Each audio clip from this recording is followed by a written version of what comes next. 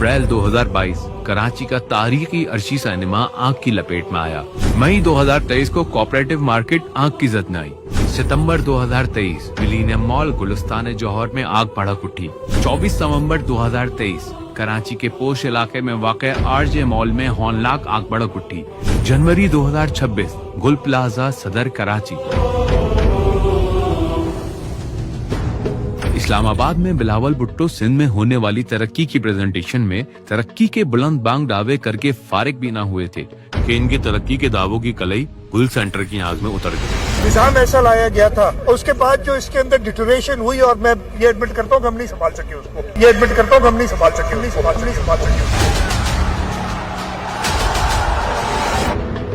Fire department ताखीर से पहुंचा और फायर ट्रक्स में पानी ना होना, रास्तों में रुकावटें और सैकड़ों मसाइल ऐसे हैं जिन्होंने साबित कर दिया कि कराची में इंतजामिया या हुकूमत नाम की कोई चीज नहीं।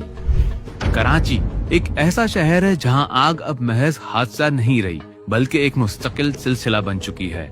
ये सिलसिला आज जनवरी 2026 में गुल प्लाजा से शुरू नहीं हुआ और बदकिस्मती से यहीं खत्म होता दिखाई भी नहीं देता।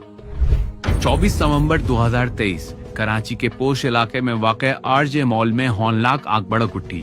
चंद ही मिनटों में शॉपिंग मॉल शोलों की लपेट में आ गया। बाद अज़ा तहकीकात में सामने आया कि फायर अलार्म गैर फाल थे, इमरजेंसी रास्ते बंद थे और बिल्डिंग फायर सेफ्टी मयार पर पूरा नहीं उतरती थी। कीमती इंसानी जानें जाया हुई मगर जिम्मेदारी आज तक तय न हो सकी। मई 2023 को कोऑपरेटिव मार्केट आग की जद में आई। तंगलियां, तजावजात और फायर ब्रिगेड के लिए रसाई तकरीबन नामुमकिन थी। दुकानें जलकर राख हो गई और हजारों खानदानों का रोजगार मुतासिर हुआ। अप्रैल 2022 कराची का तारीखी अर्शी सिनेमा आग की लपेट में आया। पुरानी वायरिंग, गैर मौजूद फायर सिस्टम इस साने की बुनियादी वजूहात बनी। सितंबर 2023 मिलेनियम मॉल गुलिस्तान जौहर में आग भड़क उठी। जदीद इमारत होने के बावजूद नाकाफी हिफाजती इंतजामात ने रेस्क्यू को मुश्किल बना दिया। जनवरी 2026 गुल प्लाजा सदर कराची। आग के बाद 70 से 80 अफराद लापता हुए, 2 लाशें निकाली गईं और इमारत के 2 हिस्से मुनहदम हो चुके हैं।